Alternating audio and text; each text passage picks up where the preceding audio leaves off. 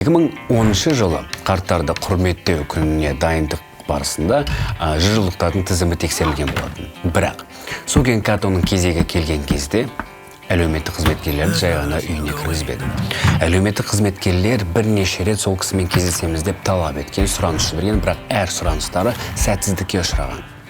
Сөйтіп, кезекті кездесуден бас тартқаннан кейін оның немересі өзі полиция бөлімшесіне келіп, атасы 30 жыл бұрын 1978 жылы, ол кісі 79 жасында болғанда қайтыс болған. Сонда 32 жыл бойы оның отбасы жай ғана түк болмағандай жүре берген. Неге? Өйткені зейнетақы.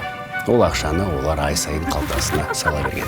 Сол алаяқтық салдарынан мемлекеттен 100 мың доллардан астам қаржы алған оның немересі 53 жасар Токими Като 2,5 жылға